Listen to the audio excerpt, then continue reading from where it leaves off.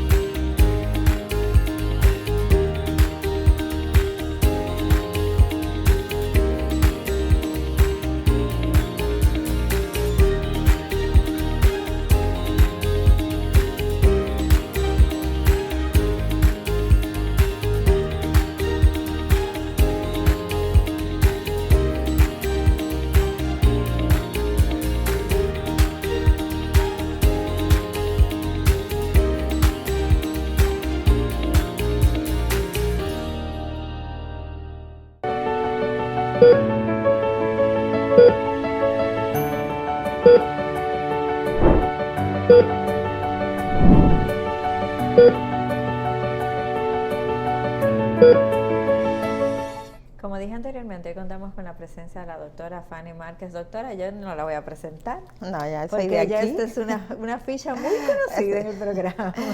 Así es, Jessica. Muchísimas gracias por la invitación. Para mí siempre es un placer venir. Esto es como un quita estrés. Exactamente. Sí. Doctora, ¿y cómo le está tratando esa unidad de cuidados intensivos en estos días? Porque he visto como que hay muchos movimientos por diferentes situaciones de salud que se están presentando actualmente.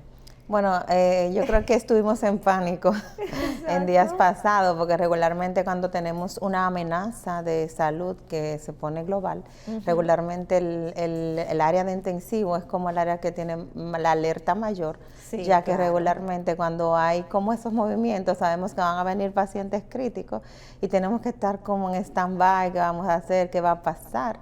Pero gracias a Dios hemos estado en seguimiento con estas actualizaciones de las noticias y pareciera que todo está controlado, ¿verdad? Sí. Que podemos seguir fluyendo. Esa parte no ha llegado acá, que no cunde el pánico con los pacientes, porque de verdad que cuando vimos esta noticia de repente dijimos, bueno, ya otra vez viene COVID, sí, no, entonces hay tres puntos importantes, que está, por ejemplo, estaba lo del hantavirus, que estábamos como que llegó una pandemia, otra pandemia nuevamente, porque estamos traumatizados por el tema del crucero. Viene un crucero, entonces la gente, yo escuchaba siempre en la clínica, las personas, hay un crucero por ahí dando vueltas y que nadie lo quiere recibir, pero también estaba el del norovirus y tenemos el ébola. Que en los últimos días he visto titulares como que en Estados Unidos han como limitado entrada de algunos pacientes provenientes de Sudáfrica, por ahí, por el tema del ébola. Entonces, han sido muchas cosas. Lo del hantavirus fue lo que más como que se propagó, porque entendían que podía ser una pandemia. Sin embargo, ya se sabe que no, que fue un brote. Y que el crucero fue de Argentina. Entonces, ¿cuál es el detalle? Que en Argentina esa variante, que es la variante andina, es endémica de allá. O sea, ellos regularmente siempre tienen casos de hantavirus. Y los que no tenemos, ¿verdad? Como que eso te alarma al tener un caso de esa entidad, sobre todo por la agresividad del cuadro clínico y por el tipo de cepa o de virus, que era el que se propaga entre personas, aunque debe ser de contacto directo, pero sí existe Lo que pasa es que en un crucero el contacto literalmente es directo, porque estamos en un barco, todo el mundo está trancado. Exactamente. Y entonces el tema era que los primeras víctimas, ¿verdad? El señor, el holandés y la esposa, ellos parece que se contagiaron antes de subir estaban como en una región de Argentina. Ellos son como avícolas, ellos son seguidores de ave y se contagiaron antes. Y luego entonces ya sabe, después de ahí fue que propagaron un poco algunos de los tripulantes, el médico del barco que hasta donde tengo el conocimiento, creo que como antes de ayer me actualicé un poco, está vivo, pero que todavía está en condiciones críticas, entonces... Es algo que todavía, aunque no esté, hay que estar prestándole ojo, pero yo también entiendo que en nuestro país estamos suficientemente preparados para este tipo de casos. ¿Por qué me refiero? Porque independientemente de que tengamos todas las vacunas, como que si a un niño le da varicela, lo resolvemos. Si a un niño le da sarampión, lo resolvemos. Pero en otros países, al tener tanta, me imagino, no es la actualización, sino depender tanto de tantos protocolos y cerrar tanto el que pueda llegar la enfermedad, y no como aquí que la tenemos y la tratamos, como que estamos más preparados de cierta forma para enfrentar este tipo de situaciones. Corríjame en esa parte. Lo que pasa es que la medicina en nuestro país todavía tiene un poquito de libertad, en el sentido de que, por ejemplo, si me da un dolor de pecho, yo puedo ir al cardiólogo directamente. Sí. En los países desarrollados, donde tienen una medicina desarrollada, hay que escalonar. Tú primero tienes que ir a un médico familiar, luego el médico que te refiere, eso es como que paso por paso. Hay que pasar demasiado. Sí, entonces quizás por eso, tú sabes que también hay un tema, los protocolos que lo aplican al pie de la letra. Entonces, quizás las personas, la percepción de nosotros que venimos de una medicina un poco más liberal, entendemos que hay un retroceso, o sea, que un enlentecimiento. Pero yo siento que favorece. Favorece. Yo siento que favorece, porque yo he visto, por ejemplo, que un caso de sarampión, de un niño que le dio sarampión varicela en Estados Unidos, murió, y yo digo, pero aquí pasa y no pasa nada. Sí. O sea, nos favorece de cierta forma, y siento que eso nos prepara también para estas cosas que vienen. Para todas estas, y tenemos que resaltar que como en la vida, de lo malo sacar lo bueno, y mi experiencia personal como intensivista es que de la pandemia del COVID, que tuvimos la oportunidad de pasarla, de sobrevivir, sacamos esto de prepararnos, y de que ya, bueno, por ejemplo, en esta pandemia, que inicialmente todo el mundo estábamos en alerta de que era una pandemia o no, simplemente como que yo como intensivista no me asusté ni tanto, porque entendía, bueno, el punto de prepararse y afrontar a lo que estudiamos para esto, y hay que tirar para adelante, como se dice. No como anteriormente, pero ya tenemos esa pandemia que nos ayudó a prepararnos como sistema de salud para dar esa respuesta si nos afectara en determinado momento, y entiendo que sí, que estamos preparados. Creo que sí. Sí, yo también. Doctora, ¿por qué será que usted es el médico que nadie quiere ver? Porque es que la UCI tiene una relación directa. La gente piensa que entrar a UCI es morir. ¿Qué tan real es esto? Porque de verdad yo siento que hay como una predisposición, aunque sea de manera preventiva, cuando un paciente se pasa a la UCI. Sí, eso me pasa a diario. Regularmente, a veces cuando hacen una interconsulta a la unidad de cuidados intensivos, en pacientes que el personal que lo recibe entiende que tiene alguna condición de cuidado y que requiere una evaluación por nuestro departamento, desde que llega a UCI, desde que llego en persona, desde que tú te acercas y dices, yo soy la intensivista, empieza a llorar el familiar. De una vez se ponen a llorar y empieza a llorar, y el paciente como que abre los ojos, como que, me fui, me morí, ya hasta aquí llegué. Sin embargo, aunque no es un motivo para celebrar, cuando nos llaman como especialistas para evaluar un paciente que requiere una atención más especializada, tampoco es un motivo para perder todas las esperanzas, ya que regularmente cuando vemos estos casos y tenemos que dar gracias a Dios que se puede identificar qué paciente se va a beneficiar de ingresar a una unidad de cuidados intensivos, es para evitar o minimizar complicaciones que se dan en ciertas patologías, y para que este paciente pueda sobrevivir a eso, pero no solamente sobrevivir, sino sobrevivir con el menos daño posible y con la menor secuela posible, porque siempre el objetivo de nosotros como intensivistas es devolver una persona, un individuo a la sociedad funcional. Funcional. Y si un paciente requiere ingresar a una unidad de cuidados intensivos y lo hace a tiempo, eso le da muchísimas ventajas y le aumenta muchísimo el porcentaje de sobrevivir, pero sobre todo de seguir funcionando.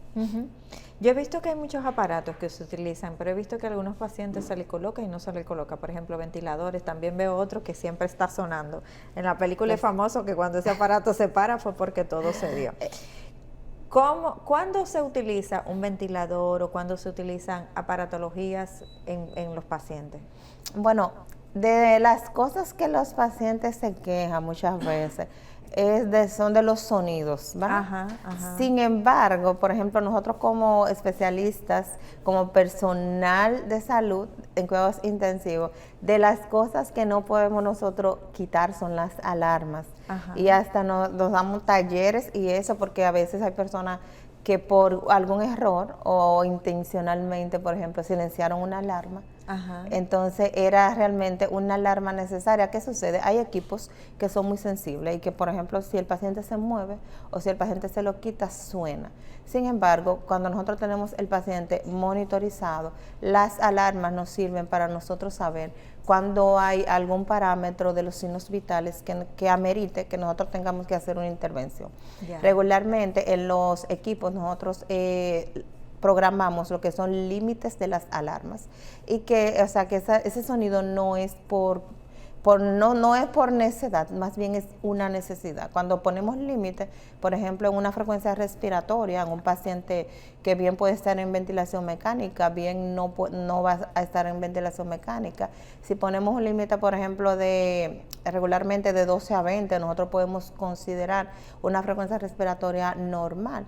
Entonces, hay pacientes que tienen ciertas patologías que nosotros en los límites de las alarmas podemos ayudarnos. Le podemos poner, bueno, ese paciente puede tolerar un 28 de frecuencia respiratoria, modificamos alarma, ponemos 28 y no menos de 10. Si el paciente, por ejemplo, está respirando 8, la alarma va a sonar, porque cuando el paciente está respirando 8 es una alarma para nosotros, es un llamado a entender qué está pasando en el paciente, está haciendo una depresión del sistema respiratorio y requiere que nosotros actuemos. O si el paciente está entrando en distrés respiratorio nuevamente, si esa frecuencia respiratoria subió mucho, entonces nosotros tenemos que ver, y eso activa la alarma del monitor. Si el paciente está en ventilador, activa la alarma del ventilador, y es el momento de nosotros levantarnos de nuestro asiento y asistir a ese paciente, ir a ver qué pasa, si fue que el paciente se movió o si el paciente realmente tiene alguna alerta. Si una frecuencia respiratoria, por ejemplo, hay muchas arritmias,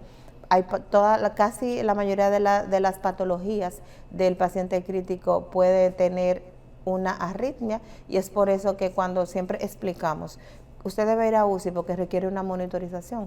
Cuando identificamos y entendemos que un paciente debe estar monitorizado, es porque puede haber una variabilidad en sus signos vitales, ya sea la presión arterial, la frecuencia cardíaca, frecuencia respiratoria o la oxigenación. Entonces, todo eso lo mide el monitor. Entonces, si vemos, por ejemplo, un paciente que llega con un infarto y de repente la frecuencia cardíaca está subiendo 130, está subiendo a 150, ya eso genera una alarma.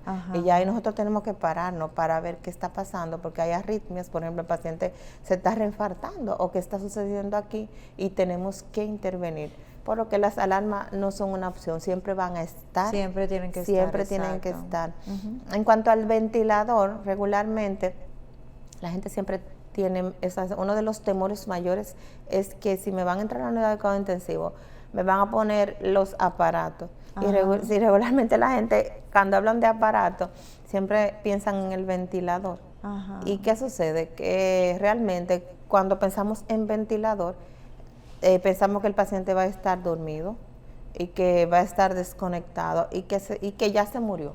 La población en general entiende que el paciente que está bajo sedación y en ventilación mecánica se murió, y no es así. Cuando el paciente tiene una condición pulmonar como tal, que sus pulmones están muy cansados, ya sea por un edema agudo de pulmón, líquido en los pulmones, que nosotros no logremos revertir con medicamentos, ya sea una neumonía complicada, ya sea por patologías a veces ya propia del parénquima pulmonar, ya sea esos pacientes fumadores de juca, fumadores de tabaco, que ya llegan con un daño pulmonar ya estructural, pues nosotros simplemente colocamos el paciente en el ventilador para permitir que el pulmón se recupere. Una vez que el paciente el pulmón se recuperó, si era una neumonía se resuelve, si era el líquido en la cavidad, ya el líquido disminuye, el paciente respira nuevamente por sí solo y nosotros retiramos el ventilador. Entiendo. Hay causas que no son pulmonares, sino neurológicas. Por ejemplo, hay pacientes que tienen un evento cerebrovascular, pacientes que tienen accidentes de tránsito, que llegan con una depresión de su sistema nervioso y no pueden respirar. Entonces, tienen indicación de nosotros colocarle un ventilador y ese paciente, hasta que su cerebro no se recupere, usa el ventilador, pero una vez el paciente se recupera la causa por la que fue al ventilador, el protocolo de nosotros es quitarle el ventilador al paciente. Y regularmente, por ejemplo, en las últimas tendencias en cuanto a sedación, porque la gente siempre lo que ve, bueno, lo van a dormir, lo van a entubar. No. Es que para mí siempre están dormidos cuando están en la UCI. Y por eso siempre tienen que tener los aparatos, porque el paciente no te va a decir lo que está sintiendo en el momento si está sedado.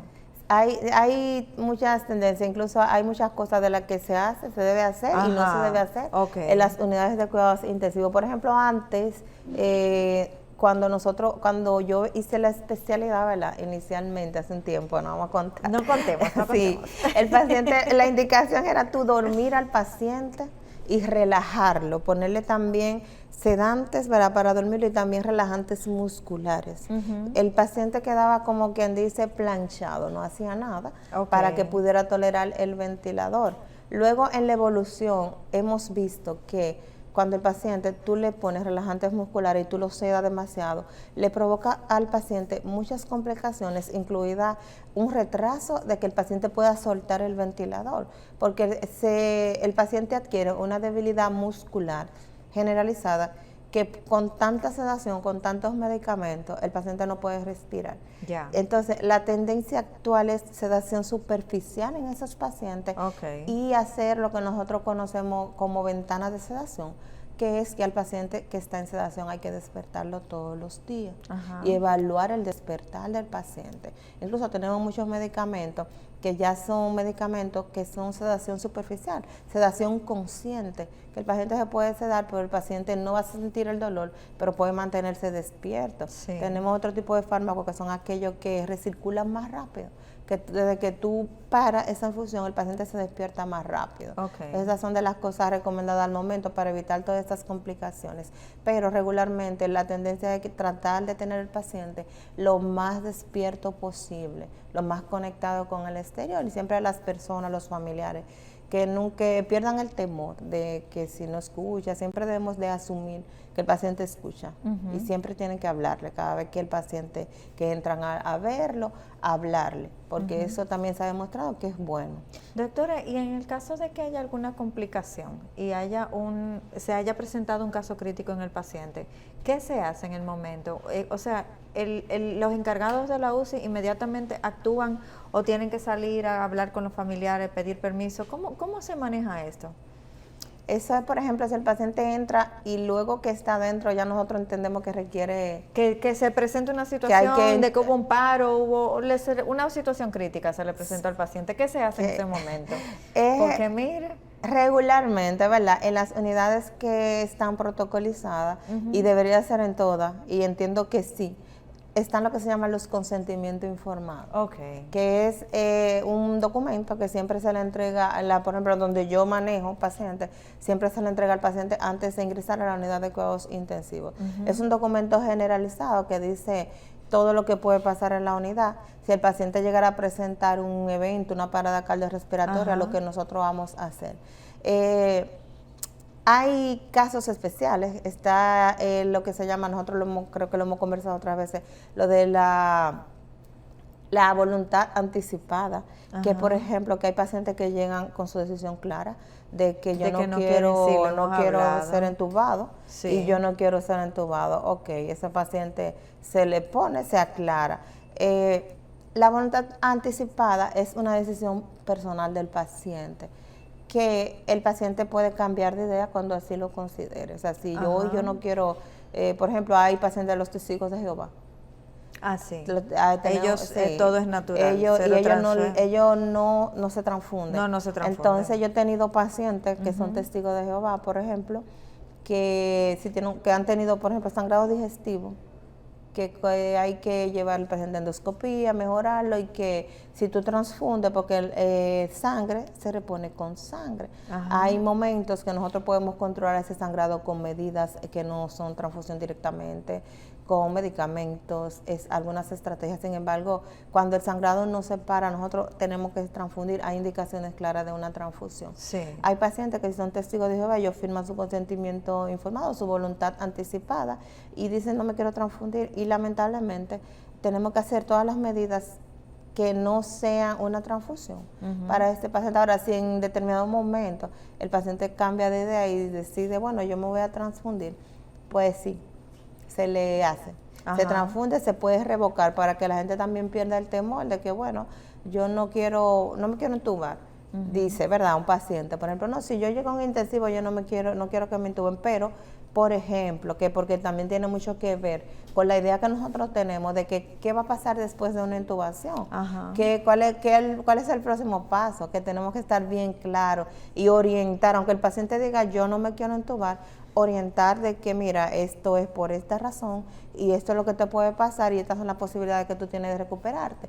Porque si un paciente dice no me voy a intubar, pero tiene un accidente y tiene un hematoma cerebral que el paciente va a ser llevado a cirugía, hay que entubarlo. Sí. Entonces no hay que concientizarlo, y quizás ese paciente se logra, porque hay muchos pacientes también que hemos logrado revocar esa voluntad anticipada y que el paciente accede y el paciente se recupera, porque hay procedimientos en UCI, intervenciones que son transitorias, mientras el paciente tenga una condición. Una vez se recupera, se resuelve esa condición, pues entonces nosotros ahí retiramos eso y el paciente vuelve y se recupera. Siempre tratamos de ofrecer al paciente lo que le va a dar algún beneficio. Sí, claro. Incluso tratamos también, controlamos esas decisiones. Como equipo de UCI, debemos de saber distinguir entre cuál es la decisión al momento que le va a brindar un beneficio al paciente y cuál es la decisión que no le va a brindar ese beneficio. ¿Y qué pasa, por ejemplo, si hay una persona que posiblemente esté en sedación y se presenta una situación crítica donde haya que intubarlo y esa persona dijo no quiero que me intuben, pero la familia dice sí quiere que se haga? ¿A cuál de los dos se respeta en ese momento? Porque esa persona está dormida.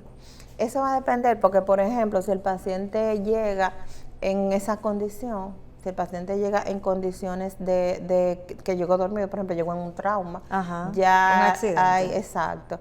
A menos que ¿qué nos ha pasado? Por ejemplo, cuando hemos tenido esos casos, si esa persona le externó a algún familiar que no quería, pues no los informan, pero muchas veces si el paciente está en una condición que no puede tomar la decisión, pues entonces el cónyuge, el esposo o los familiares más directos son los que ya van a tomar esa decisión, se pueda tomar.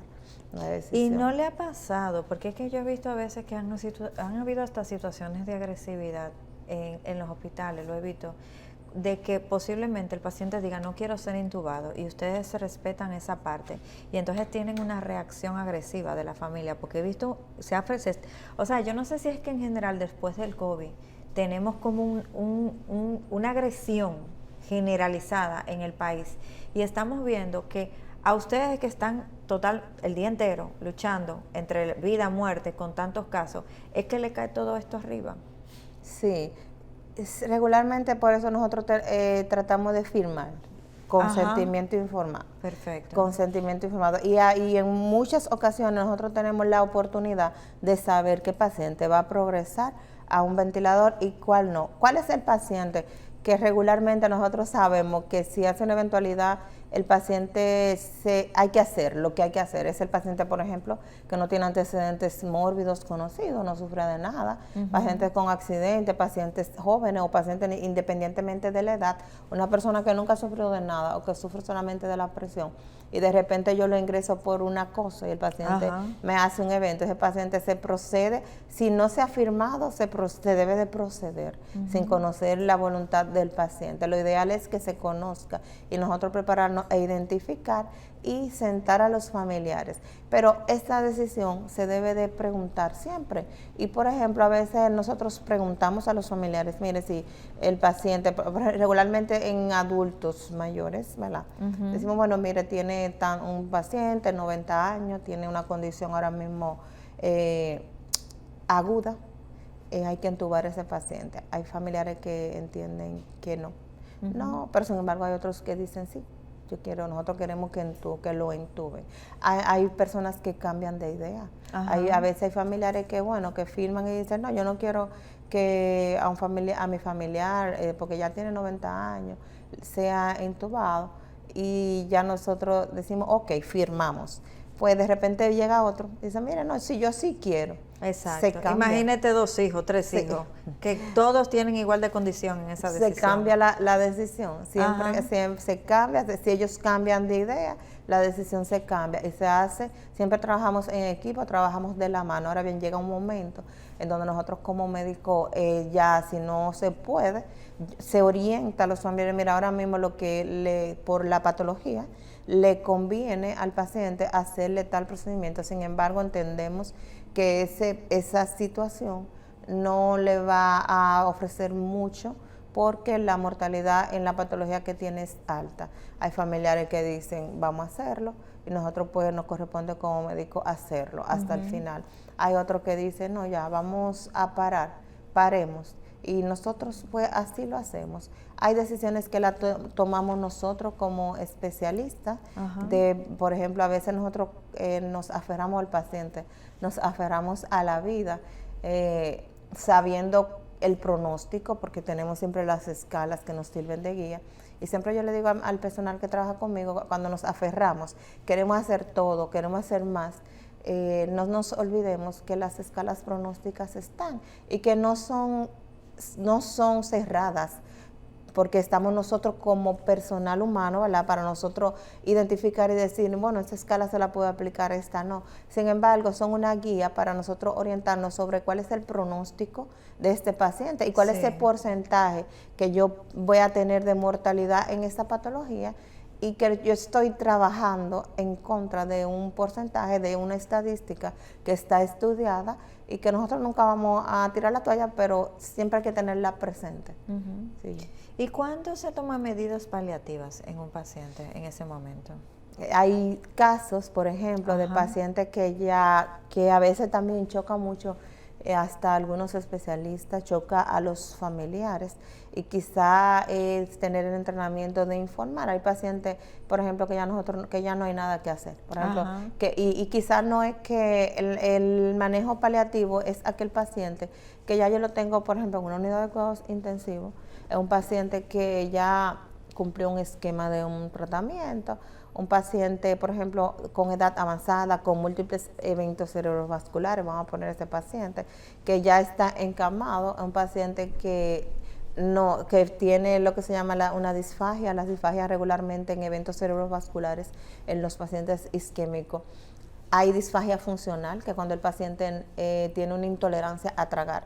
Entonces, ¿cuáles son? Por ejemplo, a veces se me dan muchos casos con pacientes de que me hacen un evento cerebrovascular, un evento isquémico extenso, por ejemplo, un paciente que no llegó a tiempo, que no se pudo tratar. Que pasaron más de las 24 horas. Más de las 24 horas, me hizo la crisis hipertensiva, a veces llegan 48, 72 horas después, ya con el evento instalado, crisis hipertensiva.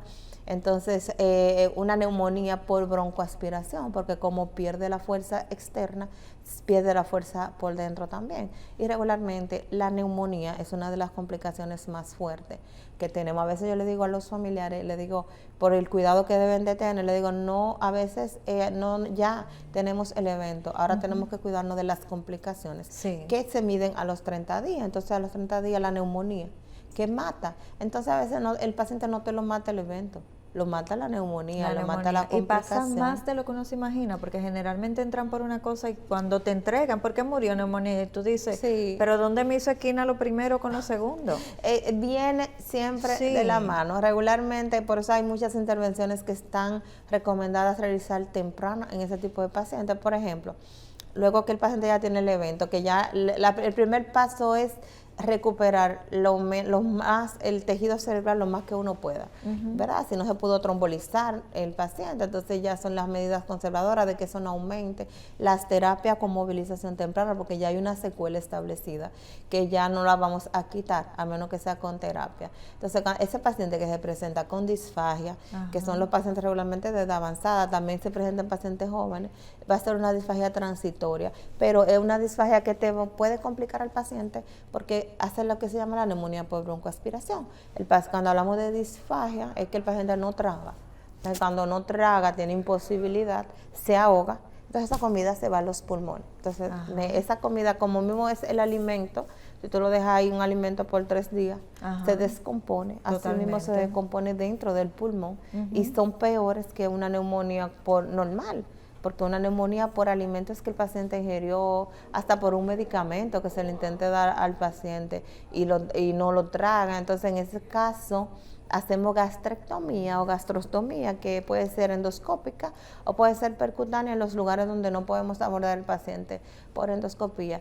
Eso es un procedimiento que cuando me toca también informarle a los familiares, porque siempre lo ideal en esos pacientes es tú completarlo, pero siempre de la mano con los familiares, enviarlo completo. Le digo, mira, hay que hacerle una gastrostomía porque el paciente no traga, entonces me va a hacer enviarlo con una sonda nasogástrica, que es el primer abordaje que nosotros tenemos, ya que a veces la disfagia aparece en los primeros días, pero luego el paciente se recupera, como va recuperando su fuerza, pero a veces se mantiene. Entonces el paciente, al pasarle los días, vamos viendo cuál es el paciente que entendemos que no se va a recuperar, hay que hacerle la gastrostomía. A veces me dicen, no, pero pues como él está tan mal, doctora, ¿usted cree que vaya a aguantar este procedimiento?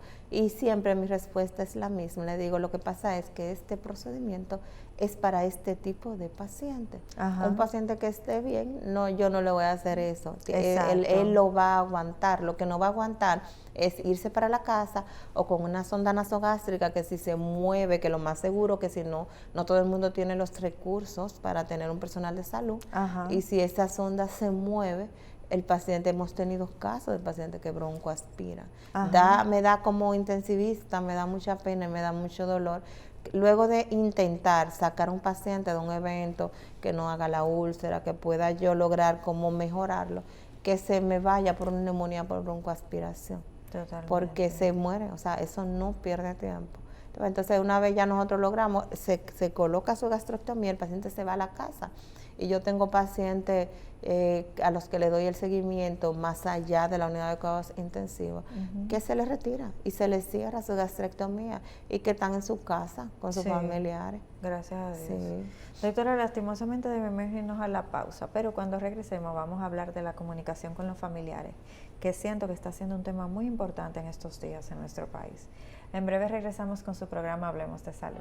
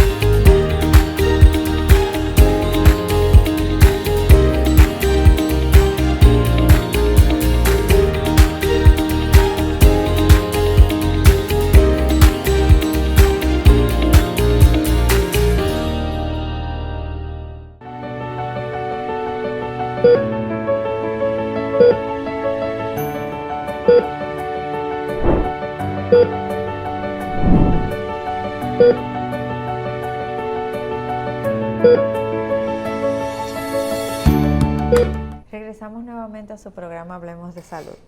Doctora, como le mencioné anteriormente, he visto muchos casos que han hecho mucho ruido en las noticias, sobre todo en situaciones que tienen que ver en la UCI, donde se pierde un familiar. Sabemos que es una situación en la que nadie quisiera verse, ni ustedes como doctores, entiendo, no quisieran tener que comunicar eso en ese momento. Sin embargo, las personas siempre actúan desde el dolor y tal vez no ven el esfuerzo que hay detrás. Pero también quisiera saber si es que realmente debe haber un protocolo para comunicar al paciente qué está pasando todo el tiempo con su familiar, y si llega a una situación difícil, ¿dónde usted cree que tal vez es que se está perdiendo esa comunicación que no está haciendo el efecto positivo en medio de una situación difícil que debería tener? Yo creo que hay fallas tanto a veces de familiares como del personal, porque por ejemplo a veces sucede que nosotros como médicos, y ya nosotros como médico en sentido general, no como intensivista, porque como intensivista nosotros ya estamos acostumbrados a informar a los familiares de la condición del paciente y hacerle entender que aunque va a un intensivo porque requiere una monitorización, hay un riesgo en su salud que nosotros tenemos que tratar de minimizar. Entonces a veces me han tocado situaciones que minimizamos la situación del paciente. Entonces, cuando minimizamos la situación del paciente, confundimos a los familiares y a veces quizás no lo hacemos con mala intención. Sí. Se hace para tú quizás no alarmar a los familiares.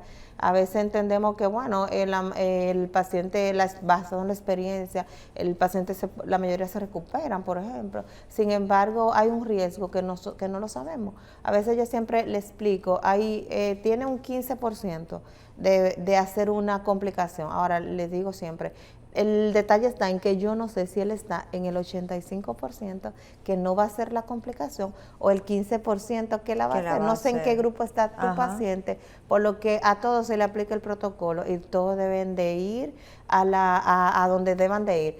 Hay situaciones, por ejemplo, que nos suceden también, que a veces nosotros conversamos con los familiares, se le explica la condición a los familiares, el protocolo debería ser, y el que yo utilizo es que cada vez que doy información, pongo a firmar a los familiares, me firman 3 personas o todo el que entra, porque a veces, por ejemplo, se nos da la situación de que sí se conversa con el familiar.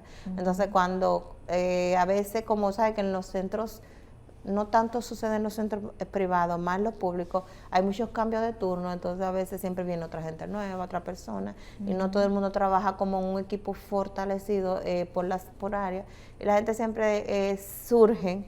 No me han dicho nada, no han conversado conmigo, o a veces no entienden lo que se le dijo. Entonces se notifica, pero sin embargo a veces carecemos de informar, porque no le voy a decir como que no, la responsabilidad no es de un lado ni de otro. Muchas veces carecemos de dar información a los familiares de la condición que tiene el paciente. Entonces esto trae esas consecuencias. Si tú te fijas, como mismo hay casos de personas que quedan inconformes o quedan con una sensación de que no se hizo nada, aún habiéndose hecho todo. Porque a veces, por ejemplo, sucede que yo llego a ver un paciente, me llaman, doctora, mire, venga un paciente que está aquí en emergencia, ok, paso. Cuando yo paso, no, mire doctora, pero que no le han hecho nada. Entonces cuando yo llego, el paciente tiene 3 horas en emergencia, ya tiene una tomografía, tiene un electro, está canalizado, está medicado, tiene analítica. Sin embargo, el médico, o sea, el paciente y el familiar tiene la sensación que no le han hecho nada, lo que nos hace ver de que lo que no le llegó fue la información de lo que se está haciendo. ¿Ve? Porque a veces también... A veces piensan que no están haciendo nada. A veces piensan que no están haciendo nada. Que es lo que generalmente pasa. Dicen, me lo dejaron morir, pasaron 3 horas, 4 horas y no hicieron nada con el paciente y nadie dice nada. Eso es lo que más pasa, yo creo, al final. Es que ni siquiera se dan cuenta de lo que están haciendo con el familiar, porque realmente tampoco pueden estar adentro, no pueden estar en el médico, entorpeciendo el trabajo del médico. Y exactamente, y se quedan como con esa sensación de que no me hicieron nada, y que cuando tú llegas, bueno, mira, hicieron esto, quizás lo que nadie se sentó no fue a explicarle lo que le van a hacer y el por qué se lo van a hacer. Otra sensación que tienen muchos los familiares, que bueno que como este programa lo ven muchas personas, ¿verdad? Que entienden y sepan que a veces también tenemos la sensación de que no, estoy esperando, por ejemplo, el paciente está ingresado, estoy esperando al médico. No, hay un protocolo que sigue, el médico esté o no esté, ¿Por qué? Porque, por ejemplo, tú ingresas un paciente hoy, se aplica el protocolo, se aplica una medicación y a veces el familiar entiende que no se está haciendo nada. Sí, se está medicando. A veces me pasa, por ejemplo, en los pasillos de la clínica, que me encuentro a veces familiares de pacientes. No, yo estoy esperando al doctor,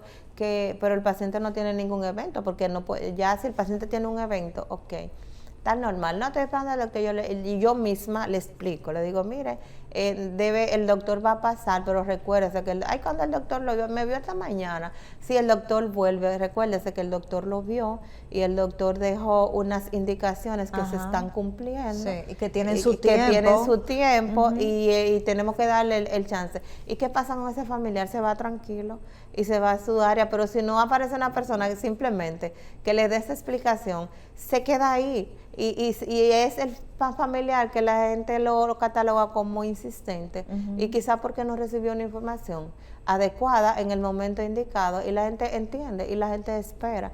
Eso es igual que el paciente terminal, que a veces no es lo mismo cuando yo ir a un área y yo decir, no, mire, yo no, hay nada que hacer excepto con su paciente y se lo lleva.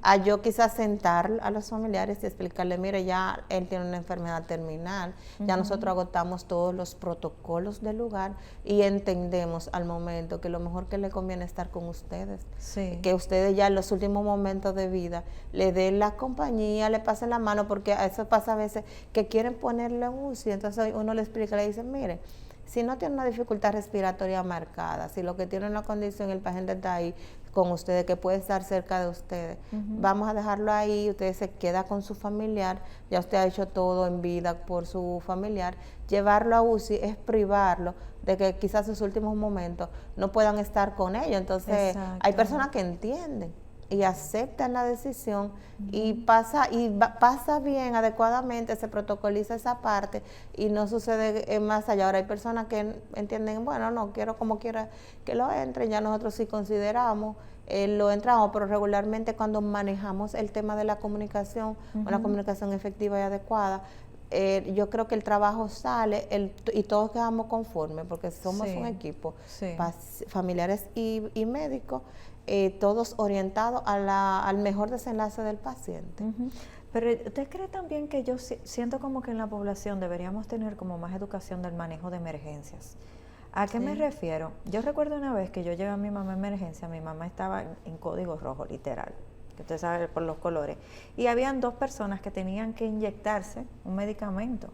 Y yo le dije a la persona encargada, estoy en código rojo. Ella inmediatamente entendió y hizo lo que tenía que hacer. Porque yo, como manejaba la situación, pude ayudar en el flujo, pero las otras 2 personas se molestaron.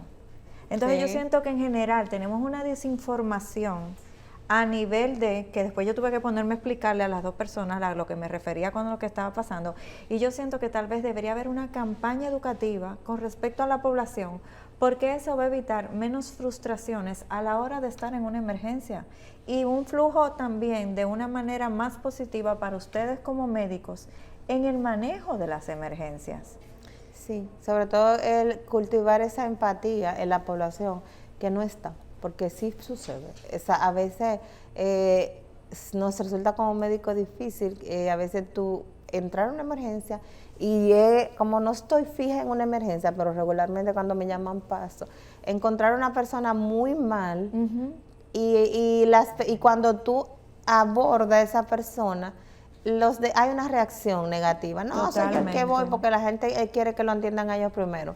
Como médico nos corresponde aplicar los códigos, que es el triaje, que es ese paciente que independientemente de que haya una fila de 20 personas, nosotros tenemos que saber identificar cuál es el paciente que amerita parar la fila y pararnos y colocarlo en una camilla o recibirlo.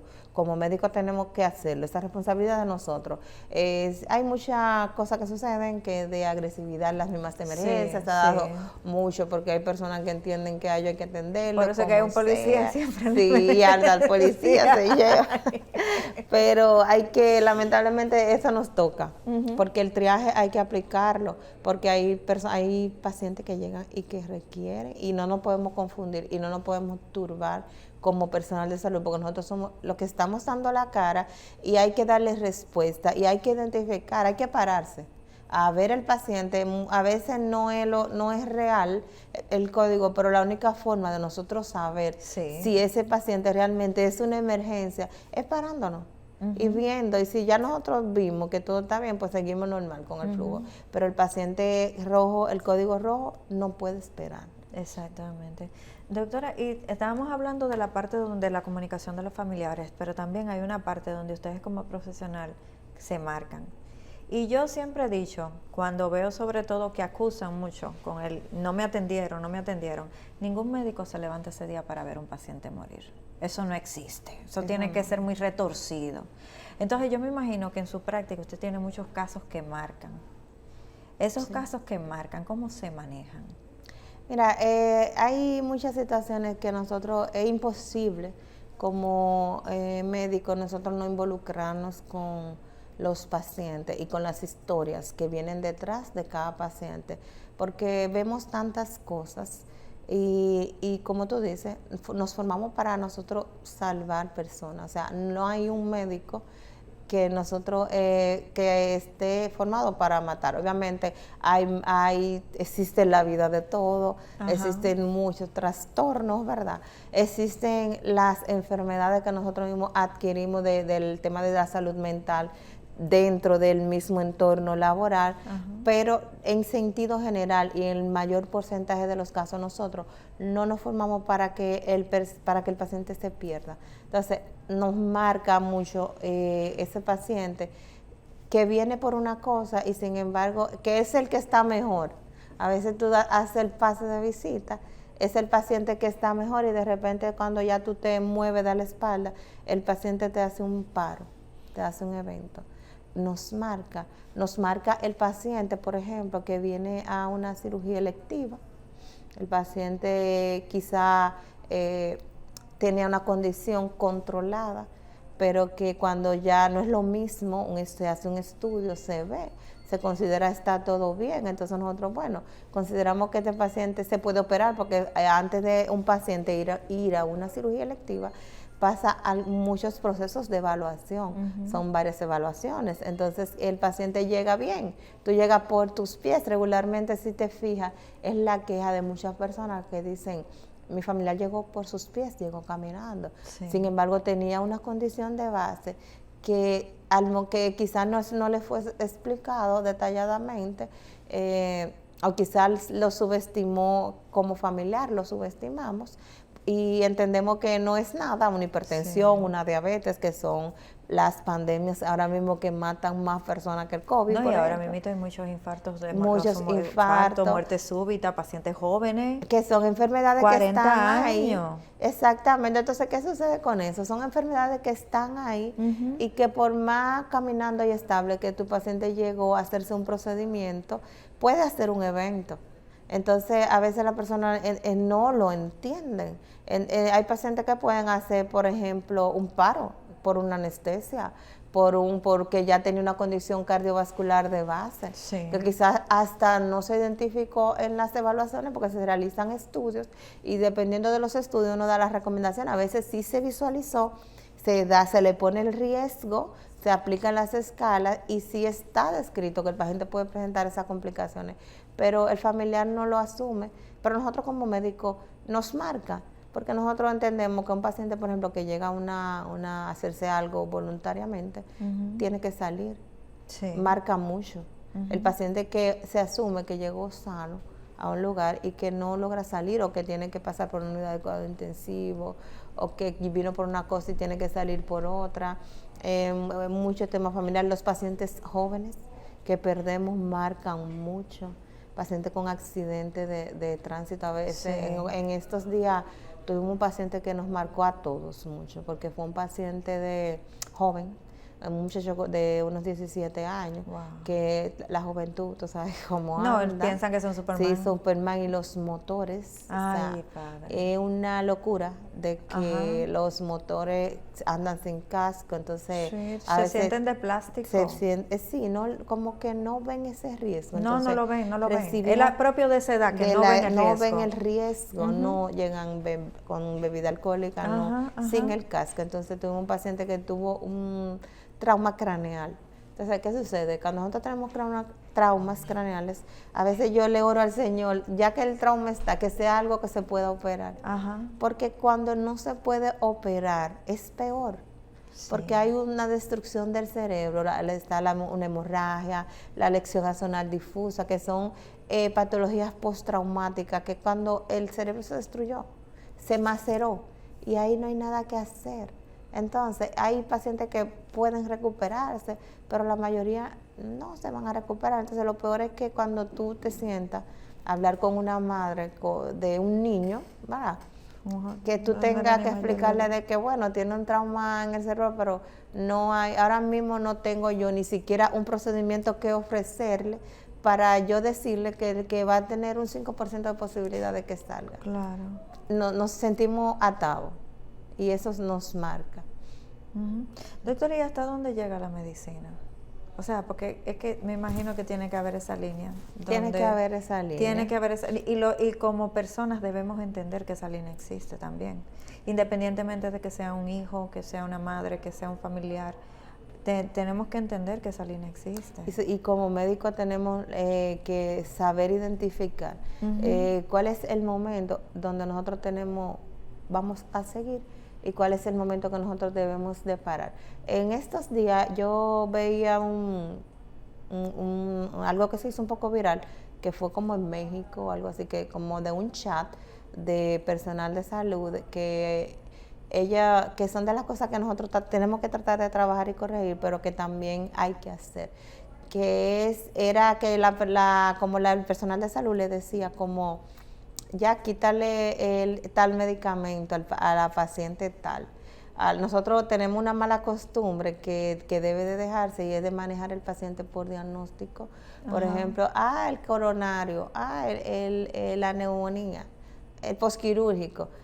No, tenemos que llamar al paciente por su nombre. En ese chat, la persona decía, no, ya quítale la mina, y la criticaron mucho en las redes de que como el manejo inapropiado. Sí, porque ahora mismo se supone que tiene que haber una personalización, una relación médico-paciente, que eso evita también los conflictos. Evita también mucho, y también disminuye mucho la sensación en el paciente se siente cómodo. La hospitalidad.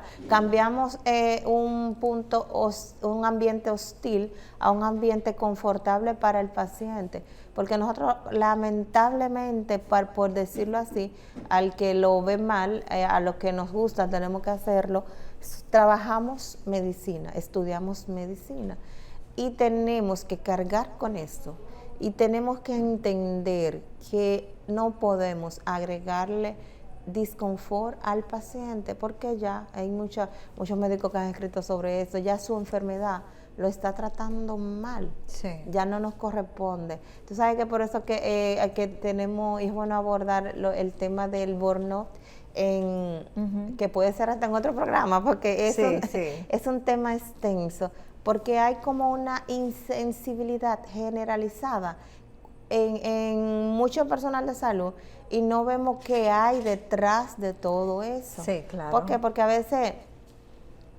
el agotamiento de una jornada laboral excesiva, nosotros vivimos del pluriempleo. Exacto. Porque tenemos que sobrevivir, hay que sobrevivir. Entonces, por ejemplo, a veces tenemos ese agotamiento, venimos de un turno para otro, entonces tenemos como esa apatía. Que es si supiera, y siempre me gusta tratar ese tema porque yo trato de tratarlo diferente, es una queja generalizada. De todos los médicos. Generalizada. Yo creo que eso viene incluso desde la residencia, cuando tienen que durar 3 o 4 días. A mí que no me diga que un residente que lo dejaron de castigo por más de 48 horas va a funcionar bien. Eso no existe. No funciona, y eso te afecta, te cambia la personalidad totalmente. Entonces a veces tenemos, por ejemplo, un mal humor, que quizás no es por el paciente, es por un agotamiento físico que tenemos, que viene de atrás, entonces eso nos afecta. Entonces, si tú te fijas, tampoco tenemos una conducta o tenemos unas políticas institucionales que nos ayuden a prevenir esta parte. Se ha tratado un poco minimizar el tema de las jornadas laborales extensas, pero es difícil. no se logra mucho, porque por ejemplo, en los hospitales, hay algunos hospitales que implantan, por ejemplo, que no dan una guardia corrida, sino que dividen los turnos. Pero sin embargo, hay hospitales que tienen guardia de 24 horas cada 3 días. Eso es demasiado. Hay que trabajarlo. Hay algunas que te dan 12 horas, por ejemplo. Hoy te toca en la mañana, en 4 días te toca en la noche. Eso evita ese agotamiento físico y excesivo. Pero esas son las minorías. La mayoría de las guardias son cada 3, cada 4 días, 24 horas. Yo, por ejemplo, cuando hice mi residencia, la de medicina interna, prácticamente los 4 años lo hice cada 3 días. Entonces, ¿cómo es cada 3 días? Para que la gente entienda. Tú entras a una guardia hoy, 24 horas. Entonces, al otro día, mañana tú sales 3, 4 de la tarde, terminando porque tienes que seguir tu trabajo del día, pero amaneciste en la noche. Ajá. Si termina a las 4 o las 5 de la tarde, eres bien, te vas. Pero al otro día tienes que estar de nuevo a las 7 de la mañana. Y luego al otro día te toca amanecer de nuevo. Que como quien dice cada 2 días, te toca de nuevo y tienes que dar el servicio. Entonces a veces eso, ¿qué desencadena eso? Las respuestas inadecuadas.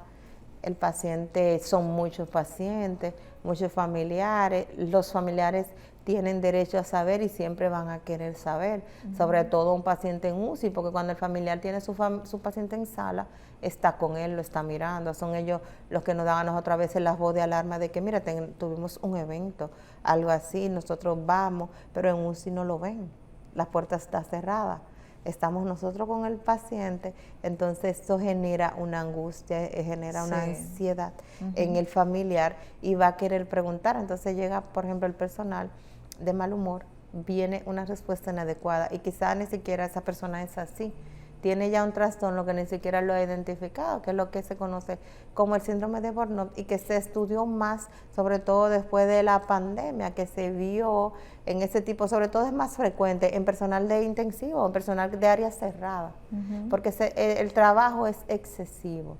Entonces se trabaja mucho. Entonces la persona sufre una despersonalización, que a veces hay personas que cuando tú lo ves con una actitud de indiferencia, por ejemplo, de sarcasmo, que nosotros como médicos, nosotros lo vemos normal. O sea, si te fijas, a veces, damos una respuesta como, el de tal sitio, o tenemos tal cosa, o es términos que están muy mal aplicados, que nosotros en el ambiente lo estamos viendo bien, pero el familiar no le cae bien, el paciente te está escuchando. Entonces nosotros, un moribundo, por ejemplo, ya es un moribundo. Oye, si soy yo que estoy acostada en esa cama o si es mi mamá, a mí no me va a gustar, aunque se esté muriendo, aunque esté encamado, aunque sea terminal, que tú le digas es un moribundo. Sí. O por ejemplo, a veces pacientes con sangrados digestivos. Regularmente el paciente con sangrado digestivo sangra, vomita sangre o evacúa la sangre. Regularmente eso tiene un olor característico, nosotros le llamamos melena, en medicina se llama melena. Y nosotros tenemos que estar acostumbrados a manejar el tema de los olores, lamentablemente. Tú no puedes decir, esto es un bajo, que tiene mal olor, que tiene fulano, no. Nosotros no estamos para eso. Usted tiene que acostumbrarse a lidiar esa situación porque el paciente está despierto, el paciente escucha. Entonces, eso es lo que tenemos que ver cada vez que nos paramos ante un paciente y tratar, y nosotros como los que estamos más arriba, a veces los que estamos en posiciones gerenciales, identificar cuál es el personal que sí puede estar sufriendo un síndrome de burnout al momento, que está despersonalizado, porque te lleva el agotamiento excesivo. La persona cambia totalmente la forma de ser y la persona siente como una imposibilidad o presenta una imposibilidad de llevar a cabo las funciones básicas que tiene que hacer, que son los 3 puntos más importantes de nosotros tomar en cuenta cuando estamos pensando que puede tener el paciente un síndrome de burnout. Si tienes estos 3 puntos, hay que tomarlo en cuenta. ¿Por qué? Porque también nosotros podemos ayudarlo, porque eso progresa y el paciente puede llegar, el personal, a una depresión, puede llegar hasta suicidio, porque nadie identificó al momento o a tiempo que esa persona tenía eso. Entonces también tenemos que tener esa parte en cuenta. Sí, doctora, lastimosamente se nos ha acabado el tiempo con un tema que de verdad que es bastante importante, pero aquí hay que invitarla rápido de nuevo porque de verdad que es como que importante esa parte que no vemos en el personal médico. ¿Tiene aquí las cámaras para dar sus números de contacto? Bueno, como saben, estamos en San Pedro de Macorís, en la Clínica de Medicina Familiar Dr. Franklin Peña, tanto en la unidad de cuidados intensivos como en consulta. Si para consulta, agendar su cita al 829-513-2606. ¿Las redes sociales? Y las redes sociales, doctora Faun Márquez, que compartimos ahí mucho material para el personal de salud, pero también para los pacientes. Sí. Muchísimas gracias de verdad de haber venido. Siento que este programa va a servir de mucho porque no solamente fue para los pacientes, fue para los médicos también. Así es. Esto ha sido todo por hoy en su programa Hablemos de Salud. Hasta un próximo encuentro. Se despide Jessica Álvarez.